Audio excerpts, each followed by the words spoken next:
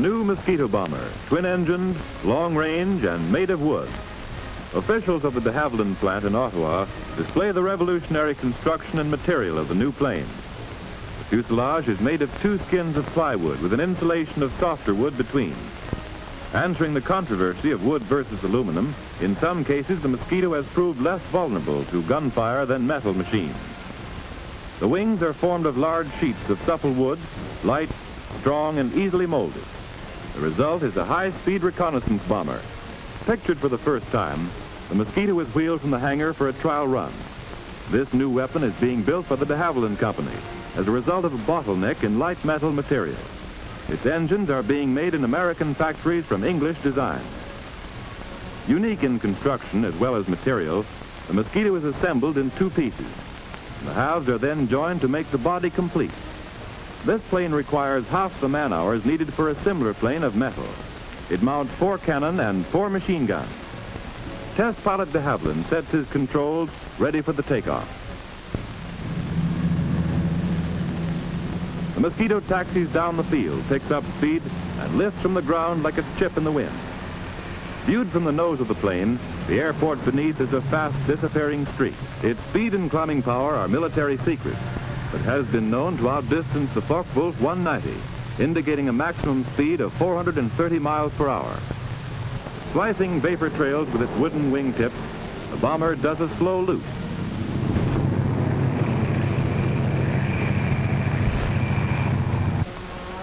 To a Luftwaffe rear gunner, its striking power is more like a timber wolf than a mosquito.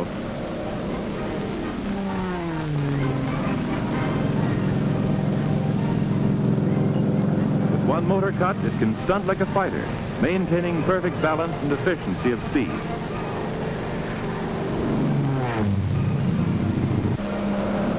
In actual combat and attack, the mosquito has upheld the excellence of its trial run. A bomber made of wood has proved its mettle.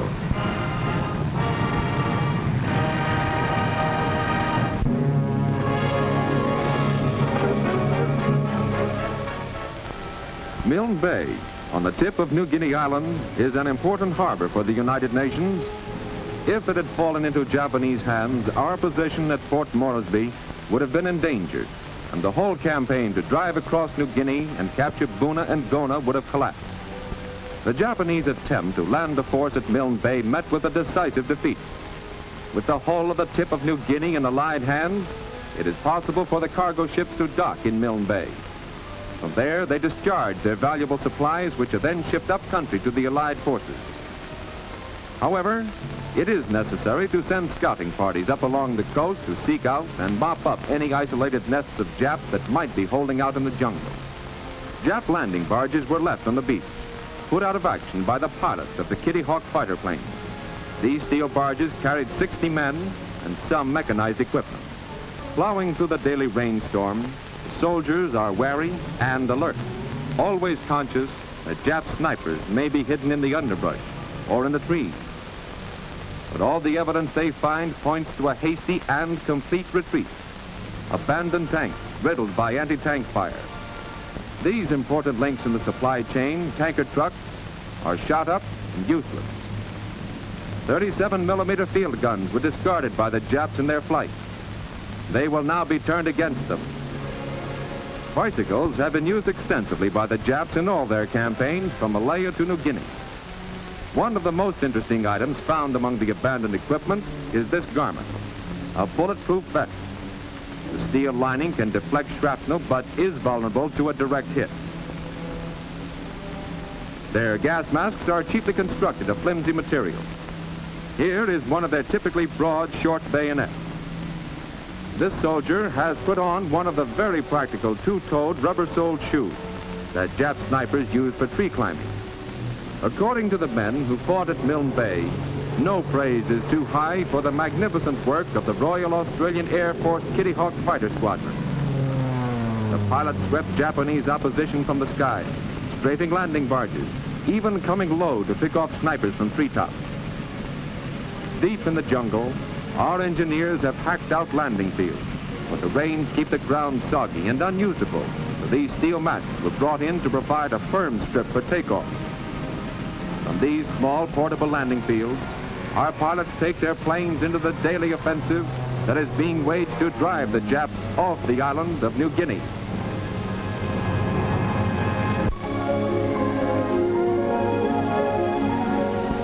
Many household appliances can no longer be purchased. Stores that once had well-stocked shelves are now empty, and some are forced to close. Kitchen utensils are now going into war production. Those that the housewife now has will have to last until the war is won. Some new parts, easy to install, are still available for home repair. And stockings, too, can now be mended at home with a simple device and a little patience. Cotton and wool also are vital war products. Instead of throwing these trousers away, expert workers take threads from the hem or seams and reweave the torn parts. Small fixer shops are opening in many communities. Here, anything from a radio to a baby's rattle is accepted for repair. This vacuum cleaner will soon be overhauled and back in service again. Fashionable department stores also are opening Save-It service divisions. This electrical plant used to manufacture new goods. Unable to get many materials, it now turns to the repair of household equipment. Older, experienced workers mend all makes and all kinds of home appliances. Many schools have swung to teaching children household repairs in manual training classes. Students bring their own appliances from home. A vacuum cleaner that doesn't work. A toaster that blows fuses. But under competent guidance, these children are helping the war effort by learning to repair the household time saver. And in other schools, mothers and fathers are going back to the classroom once more, learning from competent teachers how to patch and mend. This teacher is explaining how to mend a screen with a simple patch purchased at any drugstore. Some people create a dangerous condition in their homes when they put a penny behind a blown-out fuse.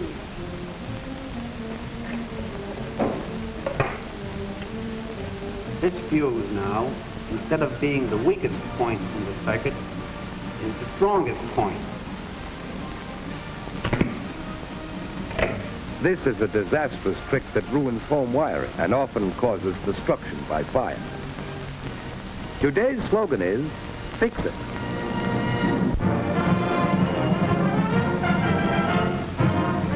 Here is a record of the first American attack ever made on Italian soil in the long history of wars.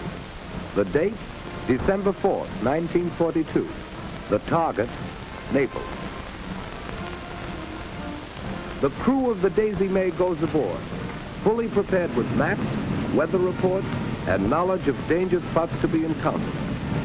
More than a score of United States Liberators warm up for the takeoff from a field somewhere in North Africa.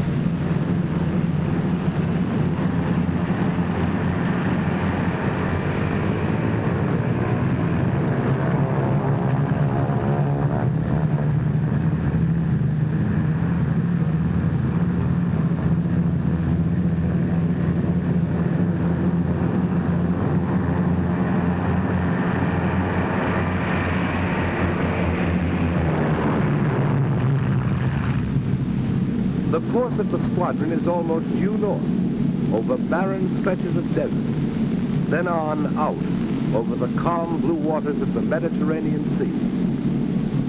The mission has great importance in the strategy of European warfare. Italy's heavy industries, feeling the force of RAF bombings in the north, have been moved to Naples for safety. The huge four-motored bombers spread across the sky over the Mediterranean. Several of the planes are veterans of other successful raids. For every enemy plane destroyed, a star is stenciled on the fuselage of the bomber. A ship is painted on for every enemy boat sunk.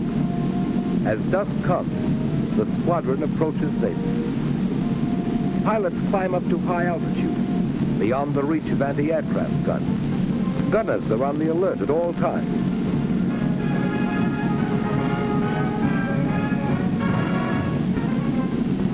From the tremendous height, the bombing is accurate and intensive.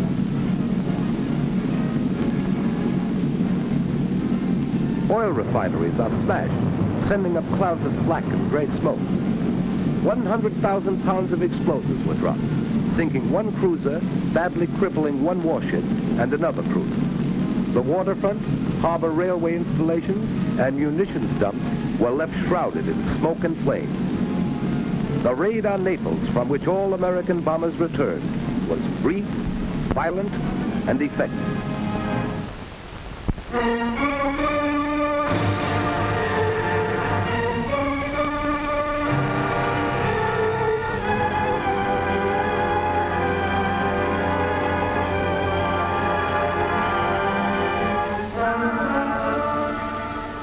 This is Arthur Hocking, plot number 2062.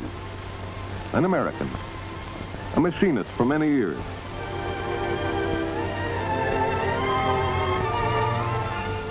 Several months ago, a telegraph boy came to Arthur Hocking's door.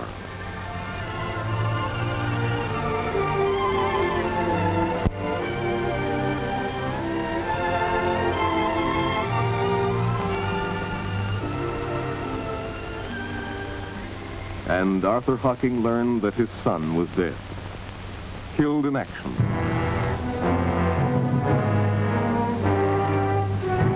In the next few weeks, Arthur Hocking was puzzled. Many things looked very different to him now.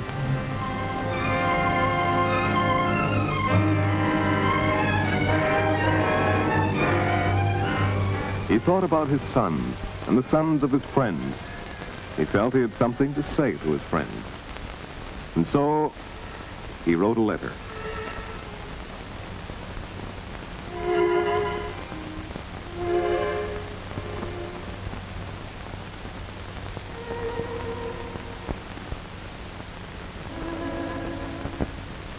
"7 weeks ago, my only son was killed in the war.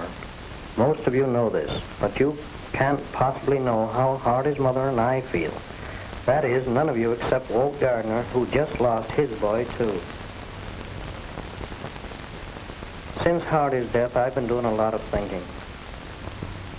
What I'm trying to figure out is why so many of us are taking things for granted and not doing all we can to help win the war.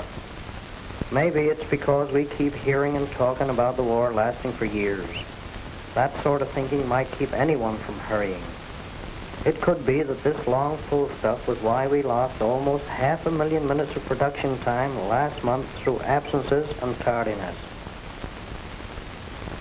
Anyway, I'm fed up with all this talk about a 5 or 10 year war. There's no sense to it. We can win this war quick. We've got to. If we don't, your boys will be killed like mine was. So put those 5 and 10 year thoughts out of your head. Finish our refrigeration machines for the synthetic rubber program this month. Not next. Keep our portable cold storage line going 24 hours a day, not 16 or 20. Sure, this means sacrifices. It's no fun to work the night shifts. It's not easy to put 10% of your pay into war bonds. None of us go for gas and food rationing. These are nothing compared to losing someone you love. I know. Please, please don't wait for the casualty list to come rolling in. Throw yourselves into high now. Get going as though both the Hun and the Jap had to be licked in 1943. I suggest a new slogan. Here it is. Let's get it over quick. I hope you won't think I'm preaching. I'm not. I'm praying. Yours truly, Arthur Hocking, plot number 2062.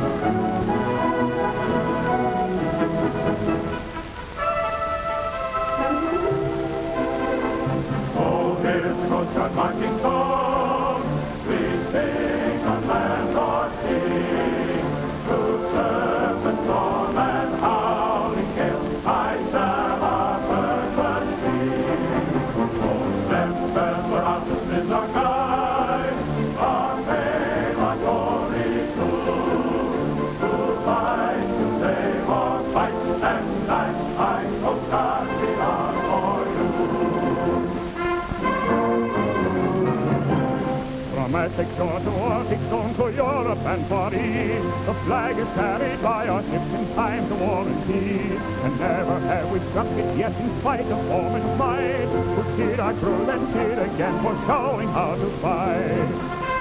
Aye, we've been always ready to fight or die. Like glory to the shield we wear and letter to the sky. To seize the foe or save the name, our mission and our pride. We'll carry on, we'll sing them from ideas.